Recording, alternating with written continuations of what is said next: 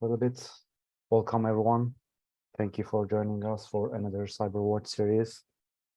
As we talked at the last webinar, we tried to prepare a Discord channel because we are trying to create a cyber threat intelligence community with you guys.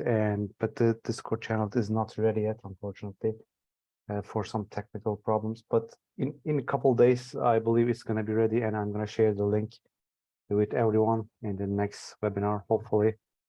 And also, we are trying to prepare another training after the dark web webinar, which is going to be cyber threat intelligence for SOC.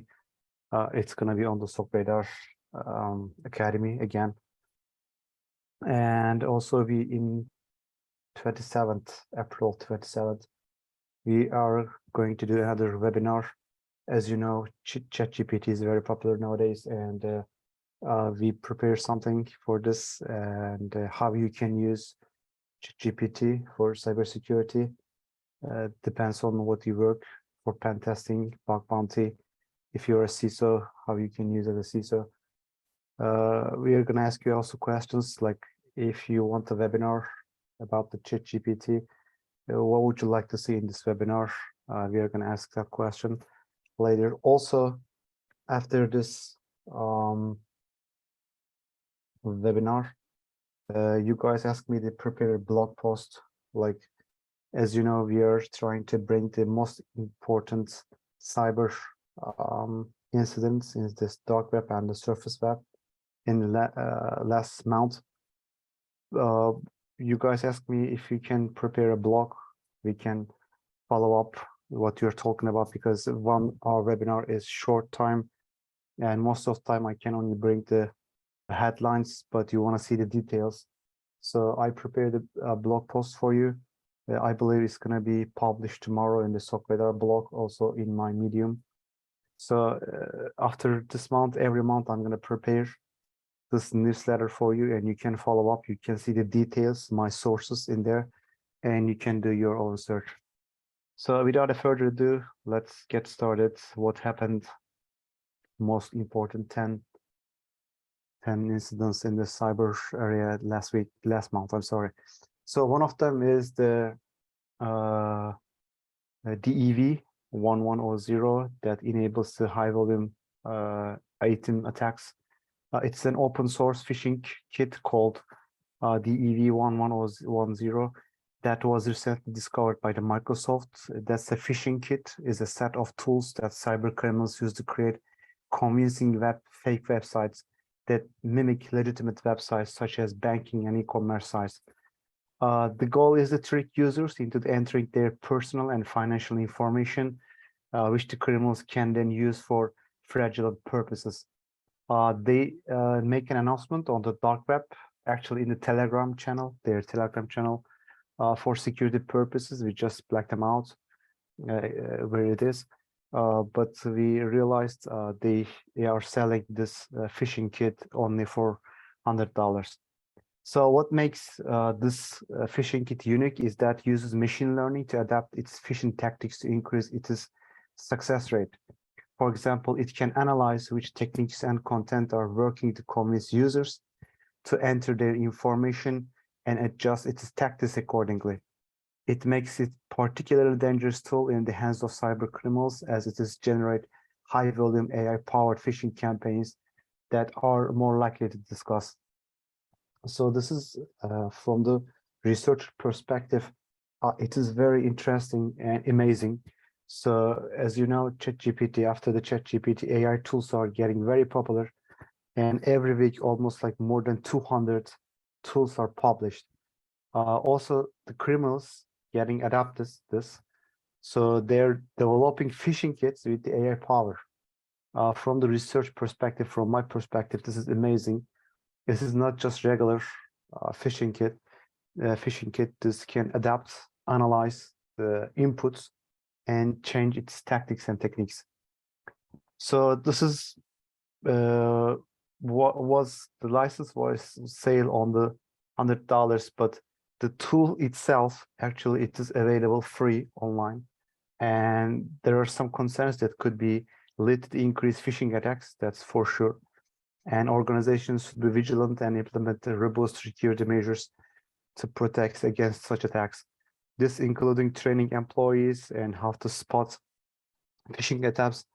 As you know, cybersecurity awareness trainings are crucial, and this has to be done oftenly.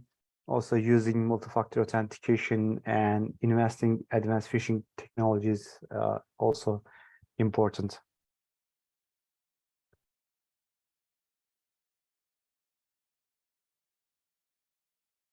So this is another interesting news from the research perspective, because they used to shut down the websites, dark web on the criminal side, as you know, the law enforcement. But right now, law enforcement also changed their strategy. So instead of just shutting down the criminal websites or hacker forums, law enforcement agencies deploy their fake marketplaces, dark web forums, hacker forums. So this is the one of its kind. This is the first one, I believe. The United Kingdom's National Crime Agency, NCA, has created fake distributed denial of service website to identify the cyber criminals who are involved in DDoS attacks. So from the defense perspective, this change strategy is amazing for me, because as I said before, the law enforcement agencies were kind of passive. They just tracking down the cyber criminals or seizing the websites, but they're getting more proactive. So they created the fake DDoS website to identify the cyber criminals. They created 25 fake websites, fake websites so far, and they look like legitimate DDoS for hire services. So they also published making announcements. They're looking like, let's do business together. Let's do the partnership together. They offer some jobs.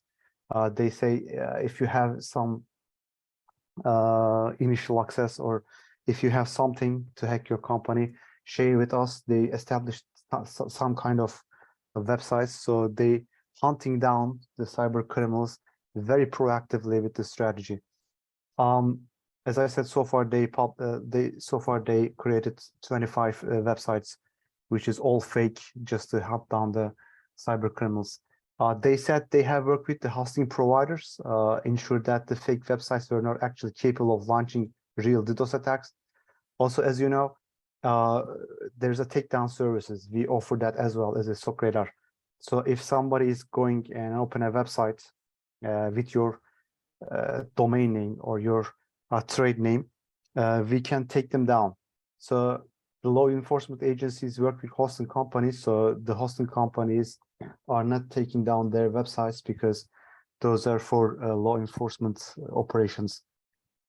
The another reason is they actually not doing, of course, not DDoS attacks. They ensure that the fake websites did not cause any harm or legitimate sites on the internet. Instead, the websites were designed to log users' activity, IP addresses, and other useful information investigation that could identify the cyber criminals. As you know, DDoS attacks are a form of cyber attacks where websites are flooded with the traffic, resulting in the website becoming unavailable. And DDoS attacks are commonly used by the cyber criminals, especially if you remember, there's a once I did a webinar about the evolution of ransomware. So there's a type 1, type 2, type 3 ransomware, and one of them is for example, you pay the money, they give you the key. If you don't pay the money, they make it public. In the second stage, if you don't pay the money, if you refuse it, you can say, okay, you publish my data publicly, that's not a problem. I'm not going to pay you. So in stage 2, they threaten you with the DDoS attack, because making the public your data is not scaring you. You are not afraid of it, your organization. This time they tell you, if you are not going to do that, we are going to attack your websites or service with the DDoS attacks. So DDoS attacks commonly used by ransomware operators and the APTs. That's why they focus this kind of websites.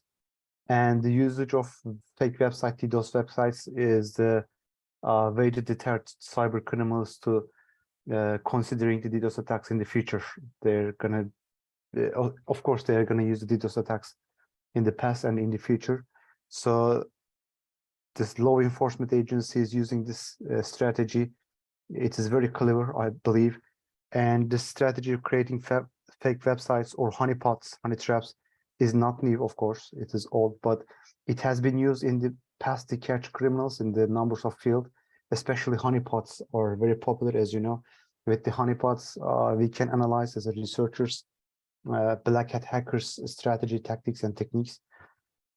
But I believe this is the first time law enforcement agencies using these tactics, and it is significant development fighting against the cyber crimes.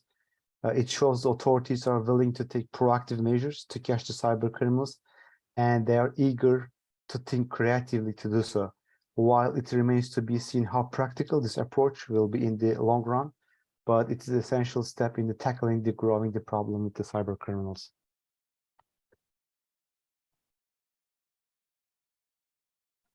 So another big news, as you know, breach forums. We constantly monitor in the SOCRadar breach forums because most of the data breaches are published in there. And its admin is Pompomprine. Maybe you heard of his name.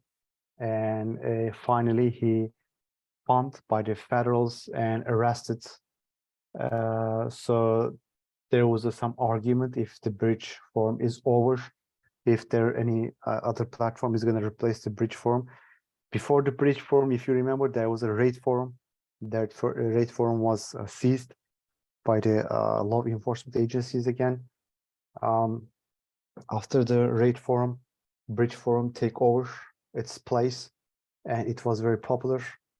But with the arresting its admin Pompomprine, there are some arguments. So what happened exactly? There was a guy whose name is Pompomprine. He was the admin of the bridge forum, and he was arrested in his New York apartment, I believe. And in the bridge forum, as you know, you can buy, sell, trade stolen personal data, credentials, other sensitive information. And the website has been active since late 2016 and was known to have traded in a variety of illegal products and services. The charges against Pompomprine include conspiracy, racketeering, and various computer fraud and abuse charges. It is alleged that he was one of the primary admins of the Bridge Forums website and was responsible for overseeing its day-to-day operations as well as maintaining its infrastructure and security. According to the court documents, law enforcement officials were able to identify Pompomprine after months of analyzing an online activity linked to the Bridge Forum platform. The investigation was carried out by the task force, federal and international law enforcement agencies, which is including FBI, Department of Justice, and National Crime Agency in the United Kingdom. I believe Europol and Interpol also involve this operation somehow. And the arrest and charging of the Pompomprine are seen as significant victory for law enforcement agencies, of course, in the fight against cybercrime. And the Bridge Forums platform was known to be hub cyber criminal activity, and its takedown is expected to have significant impact broader cyber community. But so far, Bridge Forum is not taken down, so it's still available and still up. But there are some arguments. There were some announcements during the week, especially last week. Some platform says we are going to replace it. One of them is the Pound Forums. Maybe you heard of it. Pound Forums says we are going to replace Bridge Forums. But after 2 days, they said they shut down their websites. They are not going to replace it. So Bridge Forum is still up and operating, but maybe in the near future, I don't know. The law enforcement agencies maybe could take it down. Following the recent arrest or charging alleged Bridge Forum administrator, there has reported the surge in the number of alternative forums. The Bridge Forum, as I said, one of them is the Pound Forums. While takedown of Bridge Forums was expected, a significant impact of the wider cyber community It appears platforms have similar services, and other platforms, new platforms, they are ready to replace the bridge form. But so far, there was no important alternative to bridge form. But if there will be in the future, I definitely bring your attention. I'm going to tell you, okay, guys, this platform is going to replace bridge form because they have enormous data in their database. They're operating very well. But so far, there's no alternative to mention to you. So that's why I didn't bring any manipulated arguments to here. So Emotet is in the scene again. I published a blog, I believe it was last week. Emotet, one of the most dangerous malware ever created. Emotet is, as you know, really dangerous malware, and it's keep deployed by the operators. And their recent tactic is using the W9 tax forms. It looks like it comes from the IRS. So it is currently being distributed via fake tax forms from the Internal Revenue Services in the United States. These fake tax forms are designed to look like W9 forms, which are used by businesses to gather information from contractors and vendors for tax purposes. Victims receive an email that appears to be from the IRS requesting to fill out the attached W9 tax form. However, the attached form is actually an Emotet malware downloader. Once the victims open the attachment, Emotet is downloaded to the victim's computer, and malware begins to execute malicious code. As you know, Emotet is sophisticated banking Trojan. That's how it was created at the first place. This is known for its ability to steal sensitive information for victims, including login credentials, financial information, and it is often used by cyber criminals to steal money from victims' bank accounts to carry out other fraudulent activities. Distribution of the Emotet via fake W9 tax forms is just one of many tactics used by the cyber criminals. Recently, they use Word, they use Excel, and they use OneNote. I explained how they use these applications in my blog in details. Also, you can find the detailed technical analysis in my blog about Emotet. But this, as I said, this is not the only tactic they use to deploy the Emotet. Most of the time, they use the Microsoft tools, Microsoft applications to distribute it. So in this case, it's recommended that users verify the authenticity of the email before opening the attachment. Official communications from government agencies such as IRS and typically include specific language and formatting that can help users identify whether an email legitimate or not. The use of fake tax forms to distribute Emotet is also a reminder the importance of ensuring that software and security systems are up to date and proper and configured. We have to make sure of it. And keeping antivirus software and other security applications up to date also can help against the latest malwares and other cyber attacks.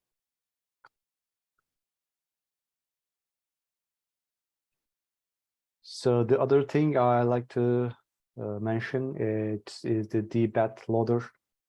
It's a new type of malware called DBatLoader. Is currently targeting European business and European countries by actively distributing malicious code under the guise of SQL management tools.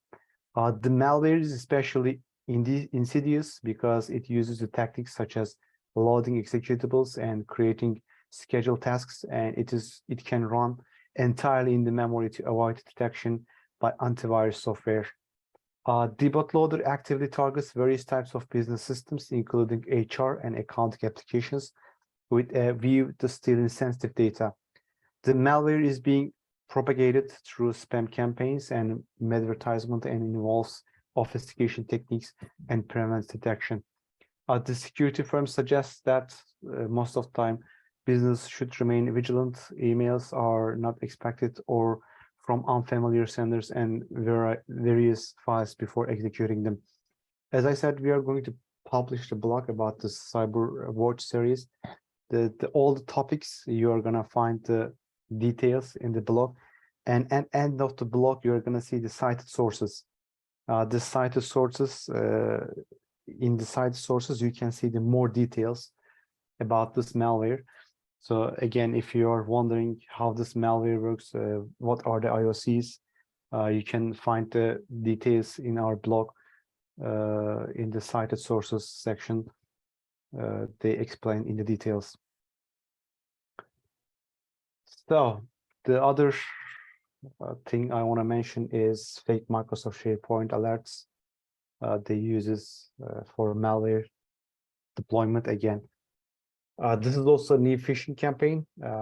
It has been identified that the fake SharePoint alerts to trick users into revealing their login credentials. The phishing email look like legitimate SharePoint alerts that request users to review and sign a share file, as you can see on the screen. So the email contains the link that takes users to the phishing page. They harvest their login credentials. The phishing page has the same appearance as the actual SharePoint online login page. And even, this is important, the fake web page even have the valid SSL certification. So before we were checking if this website has not SSL certification, it most probably was fake. But right now, cyber criminals adapting the valid SSL certification even for their phishing websites. So the details entered in the phishing page were retrieved by the attackers via script that sends it to the attacker's servers. However, it is not clear yet what the attackers are using the stolen credentials for. We don't know that yet, but all we know is they're stealing all this information. This is not the first time that attackers have used the SharePoint alerts to launch phishing attacks. As you remember, in 2022, there was one security researcher, Jake Moore. He warned about cyber criminals using fake SharePoint invitations to distribute malware. It is also a reminder that phishing is still one of the most effective ways that the cyber criminals use to compromise system and steal data. That's why in the first slide, if you remember, I mentioned about the phishing kit, which can also use AI power to adapt the new strategies.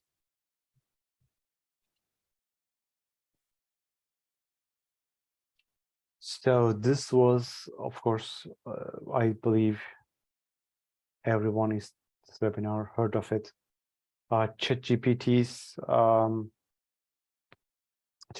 leak some conversations, and according to some researchers, some credit card data was leaked to the dark web and the hacker forums. So the researchers have uncovered an unsecure Redis instance belonging to the OpenAI, which led to the data leak of the GPT-3 language model. The instance allows anyone with internet access to control more than a single terabyte of data, including training code, testing code, configuration files, models, and model weights. OpenAI also has confirmed the data leak and stated that the information leak was about the quality of machine learning models, but retreated that no user data has been revealed. So according to the OpenAI official statement, there was no sensitive data at all, no credit card data. But some researchers say some credit card data also leaked, and they also said some conversations between the users and ChatGPT also leaked. So in these conversations, there could be a sensitive data or private data. Among the data found was an OpenAI program announced that the researchers had discovered a way by passing the company's filters to get its GPT language model to generate racist, sexist, and otherwise toxic output. Researchers have described OpenAI's GPT model as having a unprecedented capacity to learn patterns in language input and being capable of generating coherent paragraphs of the text that are extremely difficult to distinguish from the text written by humans. As a result of the leak, OpenAI clarified that the Redis instance was used by the staff to submit and collect jobs from Redis, and true remnants of the confidential data may still be public and accessible, and OpenAI currently perceives no direct security threats to their platform from the leak. This incident highlights the importance of securing data, especially for companies working with sensitive data like OpenAI. Furthermore, the data leak also revealed the high stakes risk and ethical considerations when dealing with large volume of data and AI models that produce language, highlighting the need of the better transparency in AI research. As I said, we are going to talk about more about ChatGPT's capabilities, especially in cybersecurity, on April 27th webinar. So you are welcome to that webinar to talk about how AI is shaping the cybersecurity and how you can use it for your own benefits. So there was again, when I say a new APT, when I say new threat actor, what I mean is actually they're not new. Either they used to be a small group, like just script kiddies. Right now they're too big, and they're promoted to APT, as I say. That's what I mean. So this bad magic is a new APT. Actually, they're not new. They're operating since 2016, and they typically target organizations involved in technology, engineering, and international developments. But currently, they're getting attention because their techniques, tactics, and procedures are developing, evolving. So they're getting more advanced, more sophisticated, more dangerous. When they come to that level, that's the time I bring your attention. So before that, it is not wasting time for mentioning about them.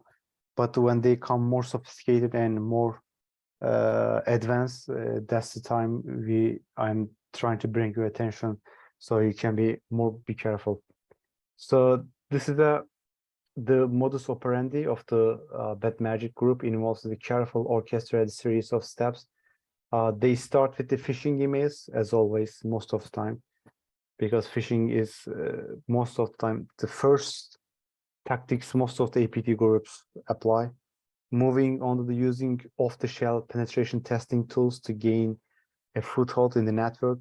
The group circumvents security measures, files under the radar, and maintains low profile by using techniques like stenography. They also packed malware binaries, and they use conventional encryption to hide themselves behind the clouds. So once the group has penetrated the network, they focus on the gaining privileged access, including the domain administrator rights, which enables them to move laterally with less oversight from the network security. The group generally avoids deploying malware. Rather, they rely on the built-on tools, publicly available frameworks to achieve their objectives. The bad magic uses infrastructure, malware, and tactics that resemble those of other threat actor groups, namely Helsing and Nikon APTs.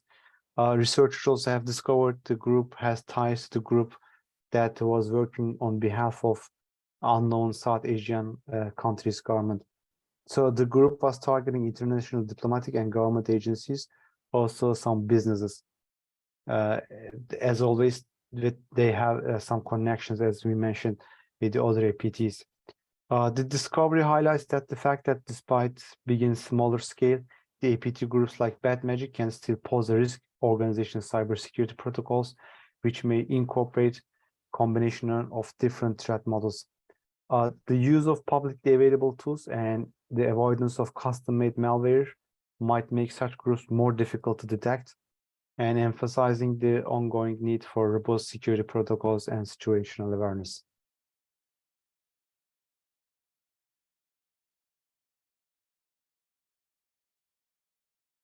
So 0 days. 0 days are really big troubles for us.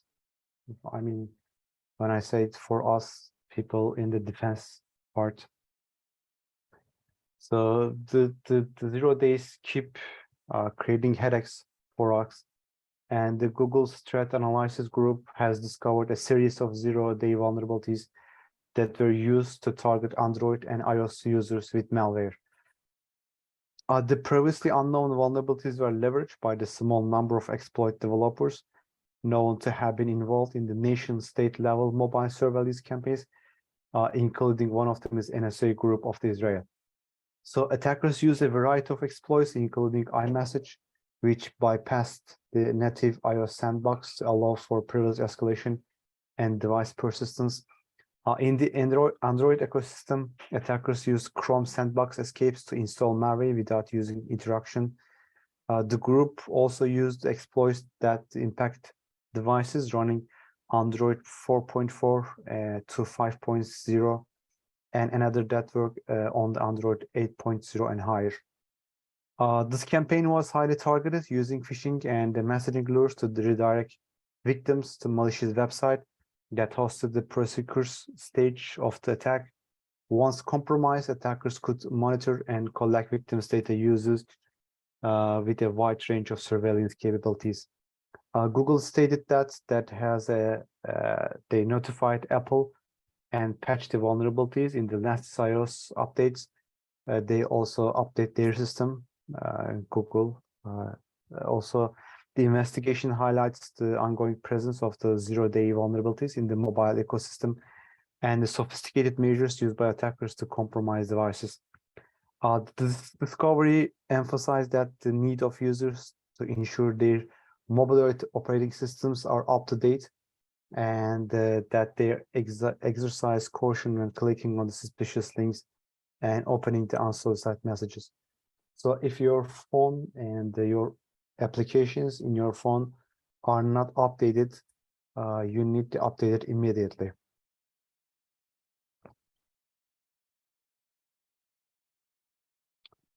So this was another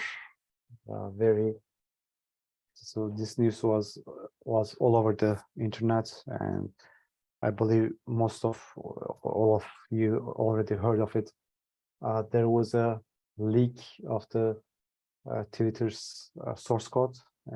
It was announced by the Elon Musk, and he said, I believe this was published by the former employee.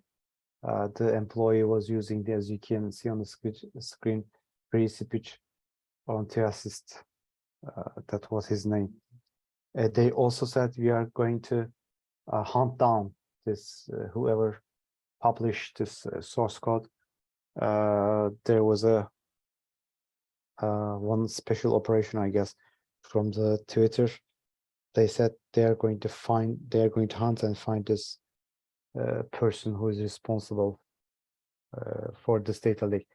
So Twitter also, after Elon Musk has confirmed that it was they were a victim of the security breach, which resulted in the publication of the large amount of the company's confidential data on various underground forums. Specifically, the situation involves the source code of an old version of the Twitter's iOS app. And although it's outdated, the code may reveal previously unknown exploits or potential weaknesses, of course, that could be exploited by the attackers.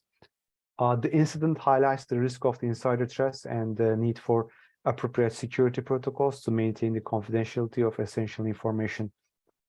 Again, I did a ransomware evolution webinar before, and while I was talking about the future predictions, I said one of the most important threats in the future for the people in the defensive part is the insider threats, because there are many reasons for that.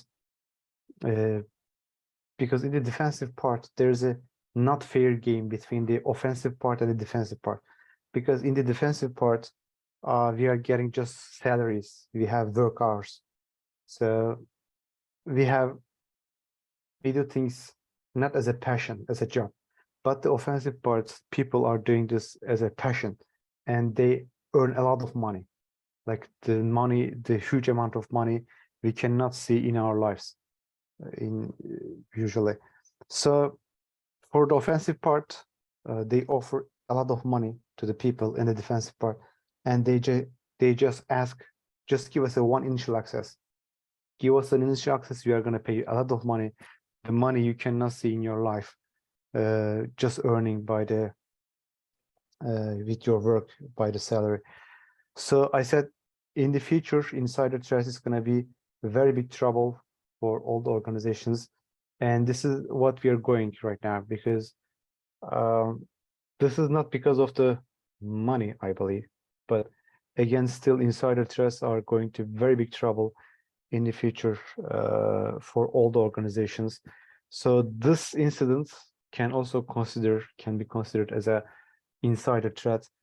And after the company has notified relevant authorities, they also inform the related authorities about this incident. And Twitter has also clarified that took swift action to remove any published data, revoke access to the tool set involved, and restricted access to the production environment. And as a part of its investigation, Twitter is also intensifies efforts to identify any downloader of the code, and is taking legal steps to ensure that its customers and partners' confidential information and intellectual property remain protected. So they hunt down not just the publisher, but whoever download the source code from this illegal websites. They said we are going to hunt them down as well. Whoever downloaded, we are going to find them. So this was all over the news again. This was my last slide. Again, if you want to stay ahead of the latest cyber threats, incidents, and receive deep analysis, then it's time you can go to our platform as well, SOCRadar platform, because most of the data I'm collecting this webinar I am getting from our platform. By subscribing, you will receive regular updates on the latest cyber threats, malware, and vulnerabilities. Also, our cybersecurity expert provided up-to-date analysis and reporting on the cyber threat landscape, as well as comprehensive guides to help you protect your organization and data. In addition, you will receive access to exclusive content, which will help you to stay informed and make better cybersecurity decisions. So maybe, Eren, you can share our link for the platform, if anyone can go to the.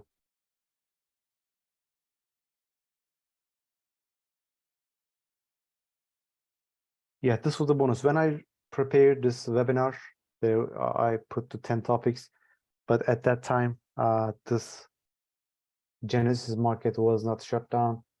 So after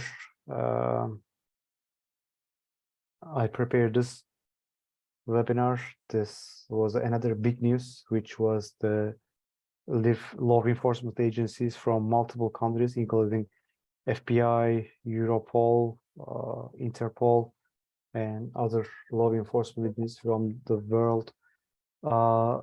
In Wednesday, they started an operation dubbed as a Operation Cookie Monster.